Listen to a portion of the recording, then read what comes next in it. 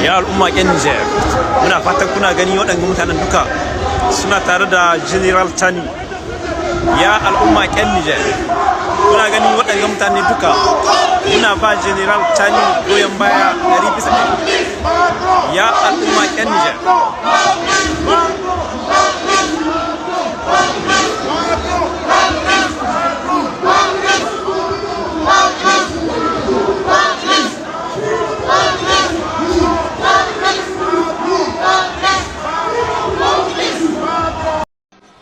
Na wannan kwamiti na ƙasa na ceton ƙasar Nijar ya umurne mu da mu kawo godiyar shi da godiyar duka wannan kwamiti wajen al'umma wannan.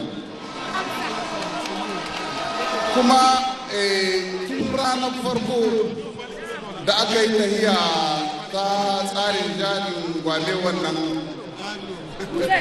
ya ce kuma mun ce kuma da wanda a cikin gida da wanda a waje ya tabbata dama al'ummar Nijar na cikin wannan kishirwa.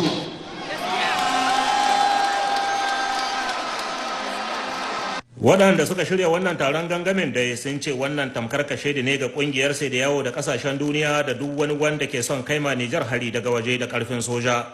Al'ummar Nijar tsaye take tsayin daka tsintsiya madaurin ki daya tana goyon bayan majalisar koli ta sojojin da kuma shugabanta Janar Abdurrahman Chani.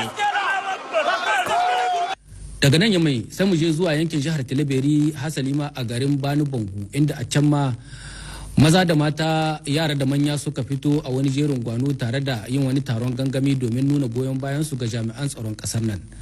A cikin bayanan da suka yi sun yi bayani akan irin matsalolin da suka samu kansu yau shekaru kusan 10 lokacin barkewar matsalar wato ta'addanci da ta haddabi wannan yanki na Bani Bangu. Sun bayyana cewa mata da maza da dama waɗanda suka jikkita waɗansu suka rasa rayukansu da jami'an tsaro da dama kuma mazamuna waɗannan yankuna suka arce suka bar garuruwansu, kasuwanni sun daina ci, makarantu an ruhe, ga kuma rishin samun damar gudanar da noma da kiwo a cikin yankin.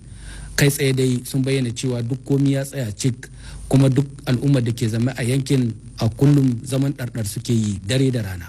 Amma sai kwatsam jami'an tsaron kasar nan suka zo suka ɗauki wannan mulki a ranar 26 ga watan Yulin da ya gabata.